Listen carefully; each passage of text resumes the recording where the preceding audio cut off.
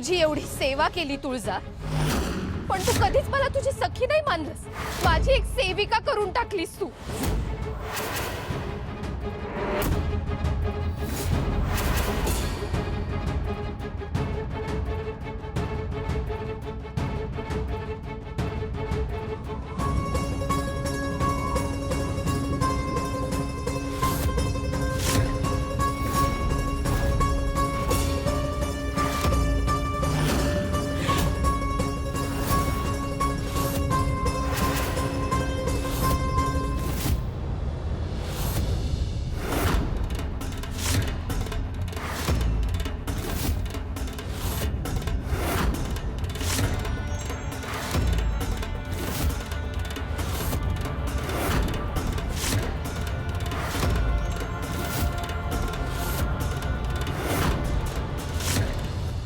मी काहीही केलेलं नाहीये। मी खरंच काही केलं नाहीये। मी निर्दोष आहे। मला सोडा देवी। मी तुमची सखी आहे, तुमची योगिनी आहे। तुम्ही तरी पद्मा, जरा शांत रहा। शुंभा, तिथे नेमकं काय झालंय हे आम्हाला समजून घ्यायचंय। आम्ही हिचा पाठलाग करत असताना पुन्हा एकदा भस्माचा धूर झाला। आम्ही हिला अडवण्याचा प्रयत्न देखील केला, धुरात उडी देखील घेतली, परंतु नंतर आम्ही बेशुद्धच झालो आणि पुढे काय झालं काहीच समजलं नाही आम्हाला। शुंभाराणी, तुम्ही जिचा पाठलाग करत होता ती मी नव्हते। तुम्ही ज्या ठिकाणी बेशुद्ध पडलात तिथे मी आणखीन एका पद्माला पाहिलं।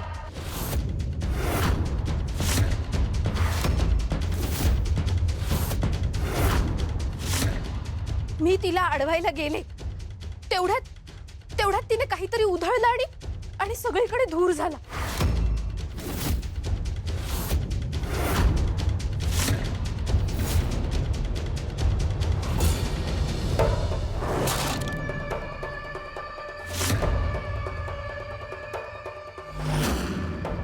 पद्मा, ती तू नव्हतीस? नाही देवी। मग हे सगळं तुझ्या हातात कसं काय? ही सगळी गुप्त कागदपत्र होती आणि आम्ही यावरच काल चर्चा करत होतो। तू हे सगळं चोरून ऐकण्याचा प्रयत्न करत होतीस ना? योगेश्वरी देवी, ती मी नव्हते। ती दुसरी कुणीतरी होती। तिच्या हातातून मी ही कागदपत्र हिसकावून घेतली।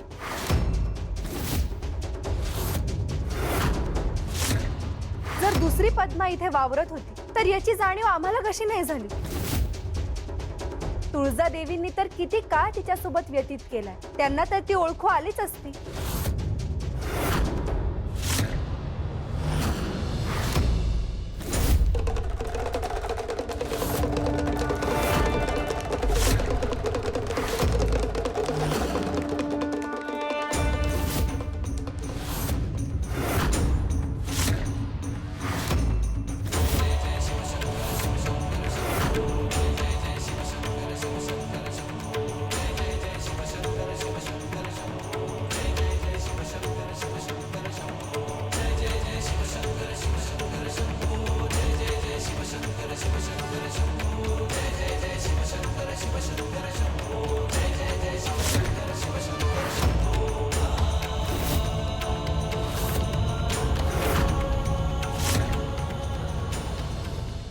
महादेव, बरं झालं तुम्ही आलात।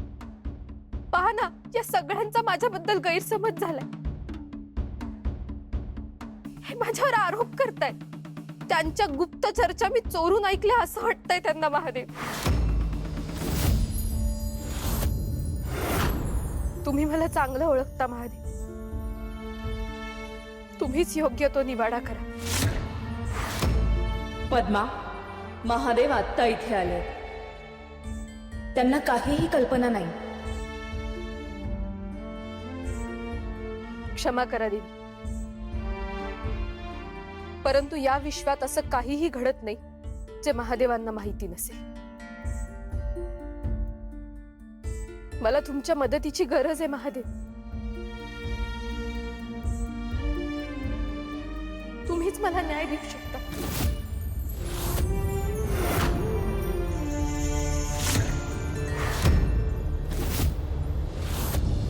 आम्ही आता या क्षणी तुझ्या बाजूने काहीच बोलू शकत नाही पद्मा.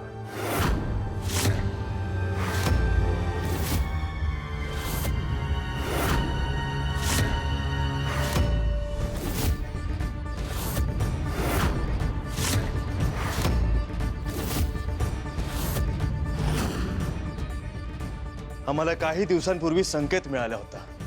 देवींच्या अतिशय जवळची कोणीतरी व्यक्ती त्यांच्या विरोधात जाणार आहे आणि ती व्यक्ती तूच असू शकतेस पद्मा.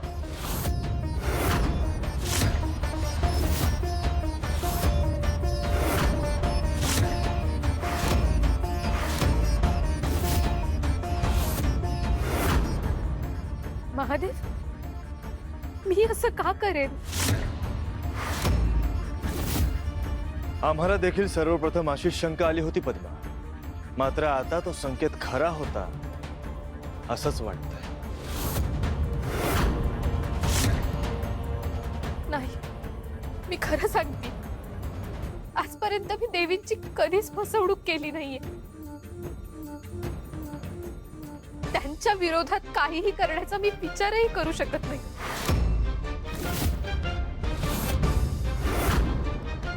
देवी, आम्हाला असं वाटतं की पद्माला तिची बाजू मांडण्याचा पूर्ण अधिकार द्यायला हवा.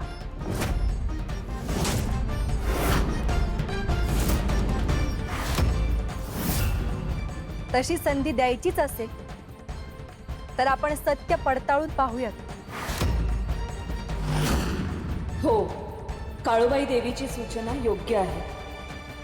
सत्याची योग्यरित्या पडताळणी झालीच पाहिजे. शोध आत्ता इथे तात्काळ घ्यायलाच हवा.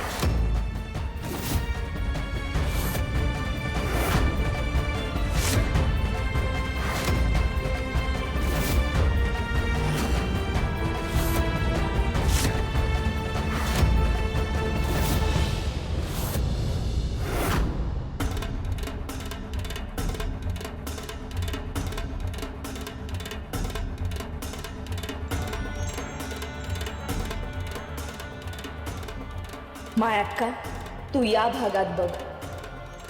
काळूबाई, तू तिथे. आणि योगेश्वरी, तू इथे. इथला कोपरा शोधूया. आज या प्रकरणाचा सोक्ष मोक्ष लागायलाच पाहिजे.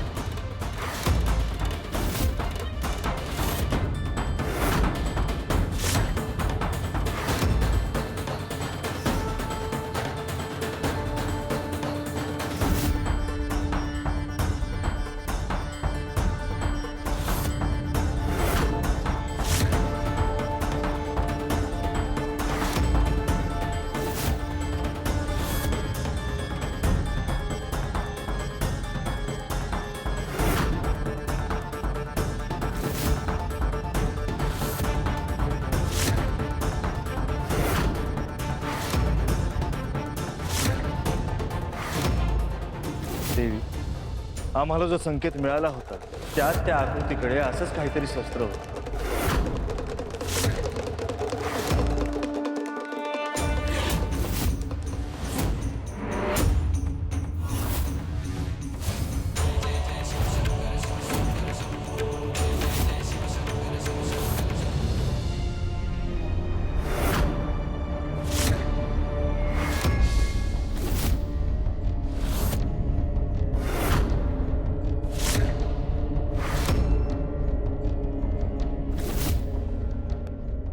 स्वामी, हा हार मी पद्माला दिला होता.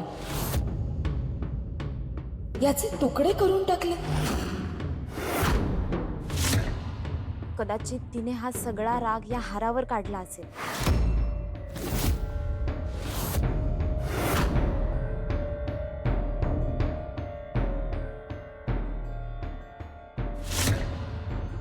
तुळजा, हे बघ, आम्ही पद्माला खूप प्रेमाने वागवलं. ती तुझी अगदी जवळची सखी आहे, त्यामुळे तुझ्याप्रमाणेच आम्ही तिला मायेने वागवले. पण तिच्या मनात आमच्यासाठी राग होता. प्रत्येक देवीचा कोणत्या क्षणी कसा राग आला हे सगळं तिने यावर लिहिलं आहे.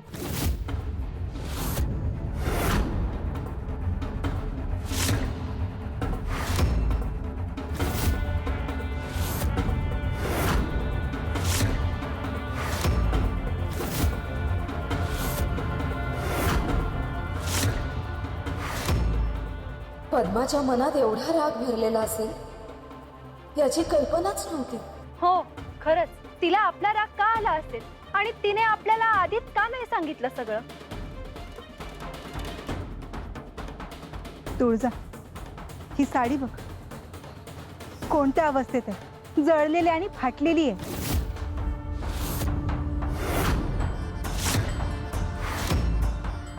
ही साडी आम्ही तिला दिली होती, ही सुद्धा अशा अवस्थेत. तुळजाई, यावरून एकच सिद्ध होतं की पद्माच्या मनात तुझ्याबद्दल राग आधीपासूनच होता. आणि तो राग इतका वाढत गेला की त्या रागाच्या भरात तिने ही सगळी कृत्य केली. आणि कदाचित त्याला शुंभ देखील कारणीभूत आहे.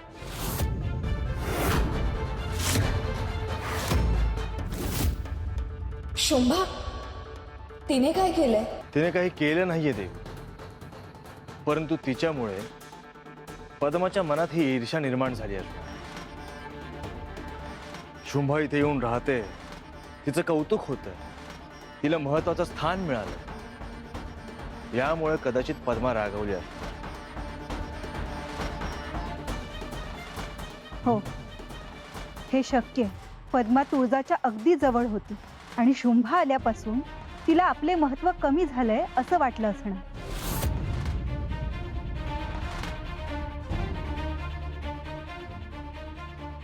देवी, आपण सगळ्यांची मतं ऐकली, स्वतःच्या डोळ्यांनी सगळं काही पाहिलं. आता पुढे काय करायचं हा निर्णय तुमचा आहे.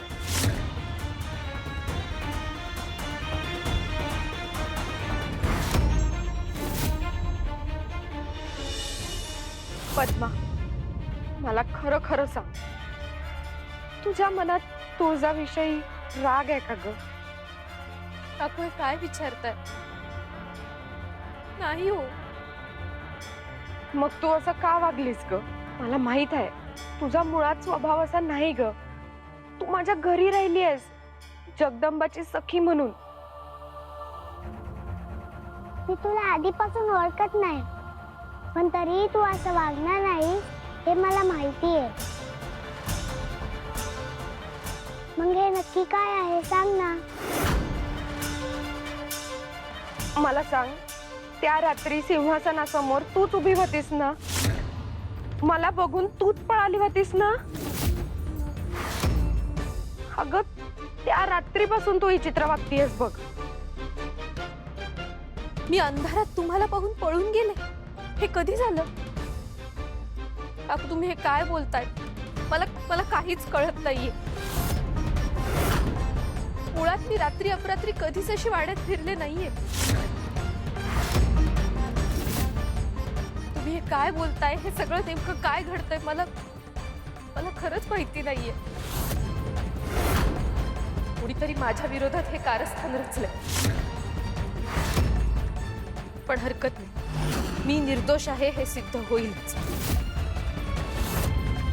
देवींना माझ्या विरोधात काहीही सापडणार नाही, मला खात्री.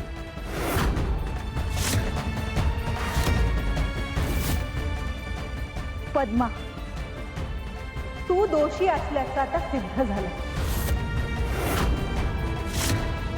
आम्हाला तुझ्या विरोधात बरंच काही सापडलं.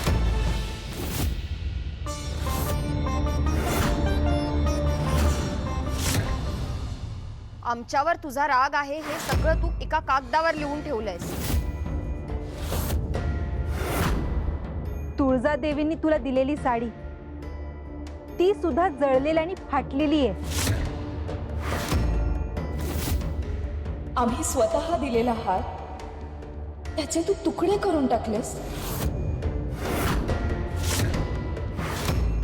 आम्हाला जे संकेत मिळाले त्या दिसलेलं शस्त्र देखील तुझ्या कक्षात सापडलंय. पण बोल आता ह्यावर काय म्हणणं आहे तुझं?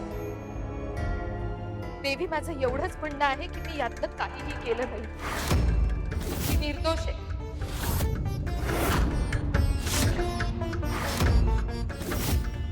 आम्हाला असं वाटतंय तिच्या मनात जो राग होता, जी असुरक्षिततेची भावना होती, ती हळूहळू वाढत गेली आणि आज तिचा स्फोट झाला.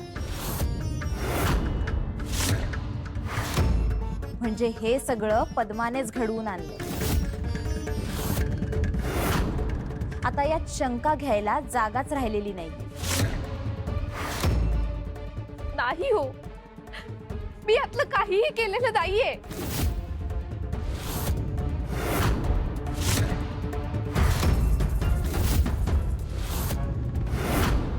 देवी, जसं आम्ही आपल्याला आधी सांगितलं होतं, पद्माला काय शिक्षा करायची हे तुम्हीच ठरवा. तिने चूक केली आहे, त्यामुळे तिला शासन झालेच पाहिजे.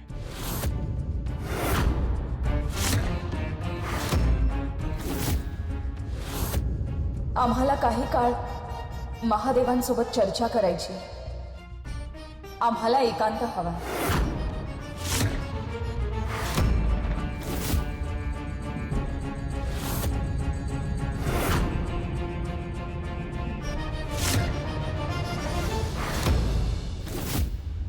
मी काहीही केलेलं नाहीये. हे सगळं कसं झालं, कधी झालं, मला काहीच आठवत नाहीये.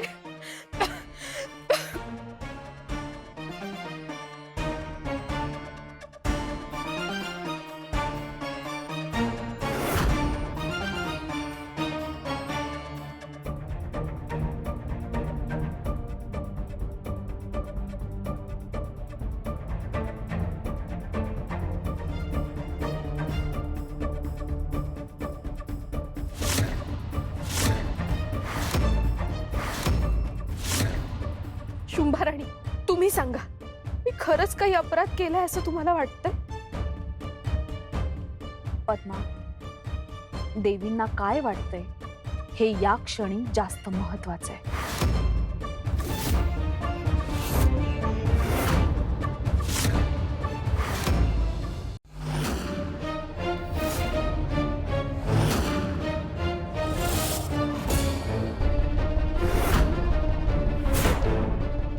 पद्मा, तुझ्या कक्षात काय काय सापडलंय ते सगळ्यांनी बघितलंय. तू कुठे कशी वागलीयस हेही सगळ्यांना माहितीये.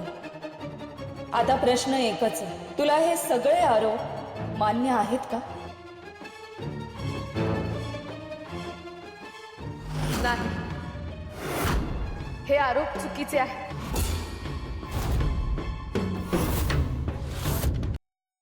मी निर्दोष आहे.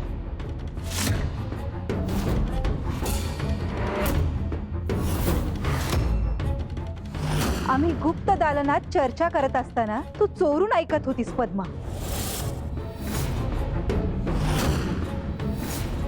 सगळ्या देवींच्या स्वागतासाठी तू उकळतं पाणी ठेवलं होतंस पद्मा.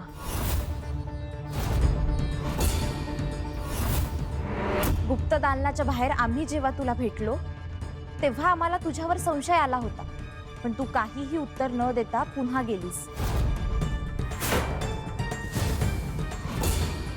तू आणि शुंभा जेव्हा बेशुद्ध अवस्थेत होतात तेव्हा तुझ्या हातात युद्धनीतीचे कागदपत्र होती पद्मा.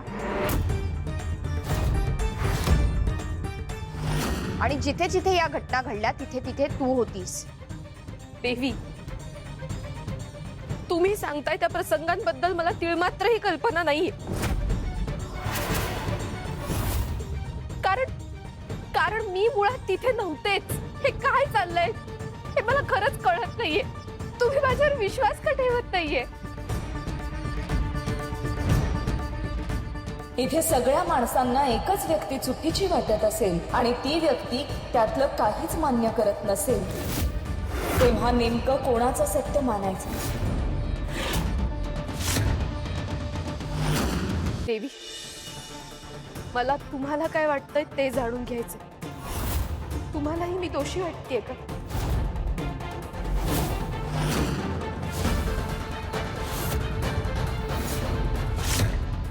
पद्मा, तुला कोणती शिक्षा हवी आहे?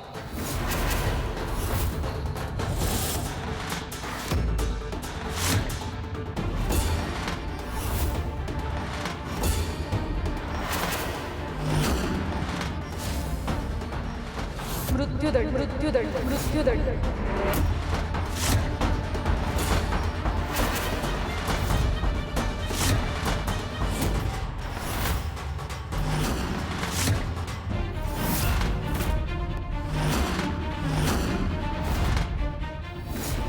जर हे सगळं मीच केलंय असं तुम्हाला वाटत असेल तर मला थेट मृत्यूदंड द्या.